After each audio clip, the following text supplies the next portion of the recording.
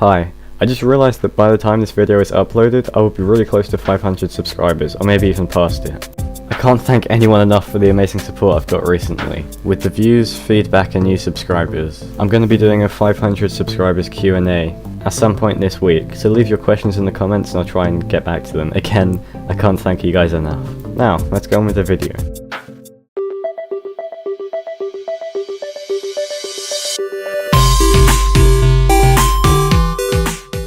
This video will be showing you tips and tricks that might help you in Team Fortress 2, and my main goal for this video is to try and get everyone to learn something new.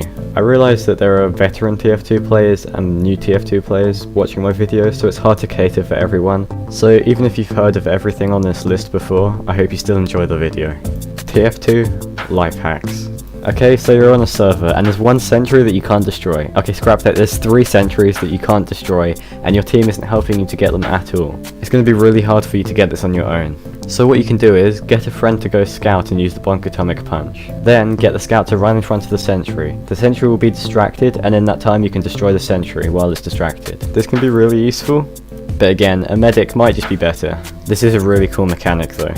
This is how you can pretty much always win a sniper battle. Just strafe around so they can't headshot you, and then when they scope in, you'll notice that the sniper's movement speed decreases a lot, so they'll be moving really slowly. So what you need to do is wait for them to scope in, and then when they're scoped in, you scope in, and then it'll be easy for you to shoot them before they shoot you. It's not a guarantee that you'll win every time, but it can really help you a lot. If you want to actually learn how to get better at sniping and aiming, you can check out my tutorial that I've made previously. Now, if you're on a server with a lot of snipers and there seems to be a better sniper on the other team that you can't quite kill, if you go next to a friendly sniper and crouch inside of them, your head won't be visible to the enemy snipers, but you can still see them, so you kind of get a free headshot in a way. This being said, it might just be better for you to change class and actually help the team. Now, if you're having trouble flanking behind the enemy team as spy, there's one simple trick that will really help you, and I'm not quite sure why it works, but if you walk backwards as spy, people are less likely to shoot at you. If you pair this up with a dead ringer, it's pretty much impossible for you to get noticed by the enemy team, because if they do accidentally shoot you, you'll just be able to go invisible and get behind them anyway.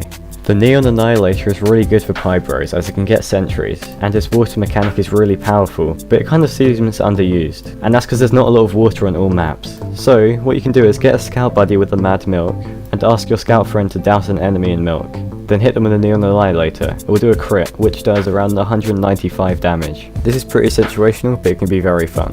If you're playing a sniper on defense, and you keep putting your crosshair where they're about to walk so you can headshot them as soon as they walk out, but you realise that they're noticing that you're there, it's actually because your sniper has a red dot sight which is visible for other players. Many people know this, but not many people know how to counteract it. All you have to do is move your crosshair a little bit to the right or left of where you want to shoot, so that the enemy team can't see your crosshair anymore. Then as soon as they peek, just quickly move your crosshair to the head and shoot them. It means that they won't know where you're shooting from, and even if you miss, you probably have another chance because they're looking for you, rather than just seeing your crosshair on the wall. Here's another thing for sniper. Do you ever find that when you shoot, it seems that you shoot at the same time that they shoot you, so you end up dying?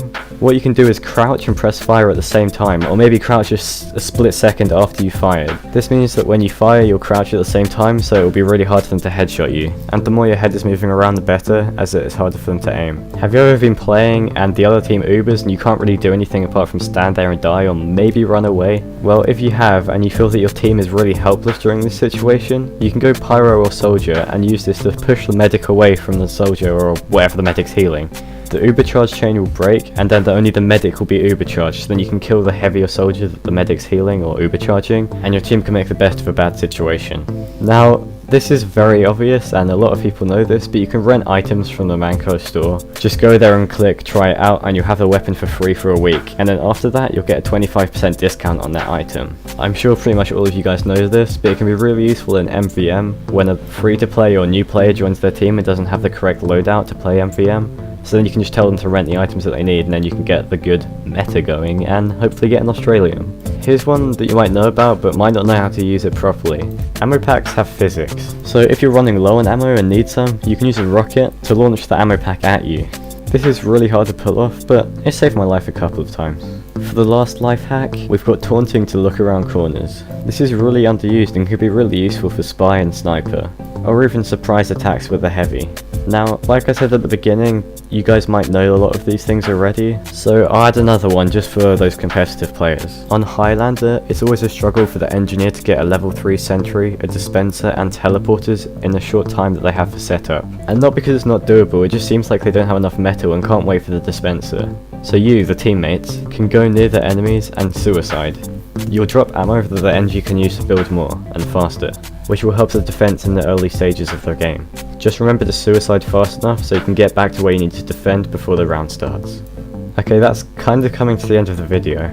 I'm kind of skeptical about how well this will do because I'm not really sure whether you guys will like it or not, but if it does well I'll be sure to do a second part. I also realised that a lot of new subscribers came because of the subclasses video, and don't worry, I will be doing more parts in the near future. I just thought I'd get these videos out of the way first so that I can concentrate on the subclasses videos to make them better, because the first one was a bit poor. That being said, I'd like to thank everyone again for the amazing support recently. It's been amazing and it's been so surreal, I can't believe it. I'll be talking about this more in the Q&A next time though, so be sure to leave questions in the comment. I also want to take a second to thank all the donators: Buttery Nipples, Felix Argyle, Force of Nature, Quebblecop, Psycho, Rev, and that guy Mickey. I can't believe how generous you guys are. Thank you so much.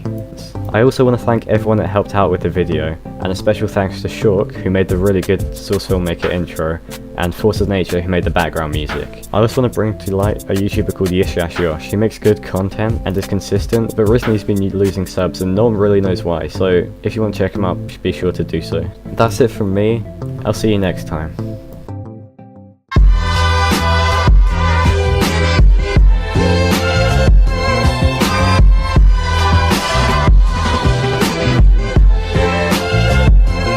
I miss the old Kanye, straight from the gold Kanye, chop up the soul Kanye, set on his goals Kanye, I hate the new Kanye, the bad